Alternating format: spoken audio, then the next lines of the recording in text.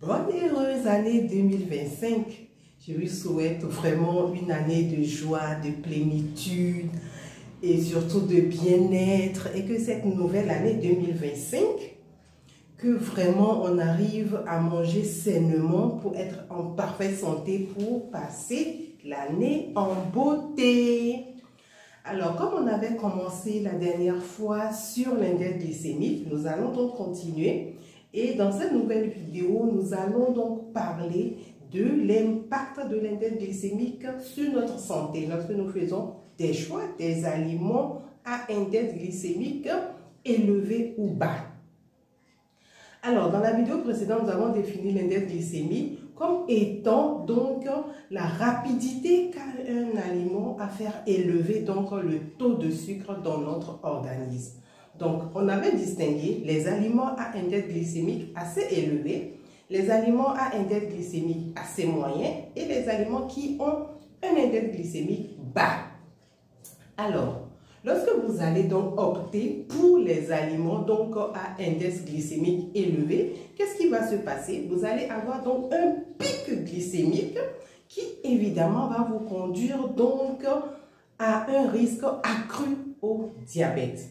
Non seulement ça, mais qu'est-ce que ça va encore entraîner? Ça va vous mettre en surpoids et en obésité.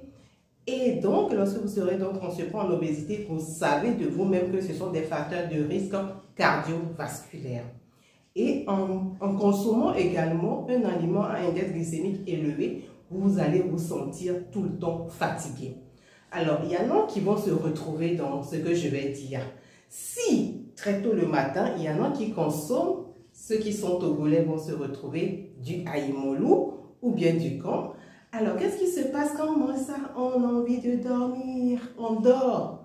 Pourquoi? Parce que c'est lourd. L'organisme même se cherche pour faire digérer cela. Donc, vous serez fatigué. Donc, c'est pour ça qu'il ne faut pas consommer des aliments à index glycémique très élevé, parce que ça va faire augmenter rapidement le taux de sucre dans votre organisme. Vous comprenez maintenant pourquoi chez certains diabétiques, on leur demande d'avoir des bonbons dans leur poche, parce que les bonbons, comme on a vu, a un index glycémique élevé, ou bien d'avoir des sodas à côté, dans le cas où ils vont se retrouver donc en hypoglycémie. Il faut que rapidement, ils consomment cela pour faire monter donc leur taux de sucre dans le sang.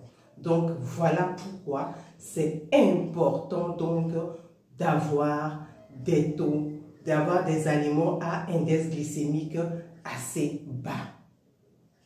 Alors, qu'est-ce qui va encore se passer lorsque vous allez prendre maintenant des index glycémiques, des aliments à index glycémique assez bas? Là, ça va vraiment vous aider à avoir donc une énergie assez stable, avoir donc une bonne gestion de votre poids. C'est très important. Donc, je vous invite très rapidement à faire de bons choix pour cette nouvelle année, des aliments à index glycémique assez moyen ou assez bas, et très rarement des index glycémiques assez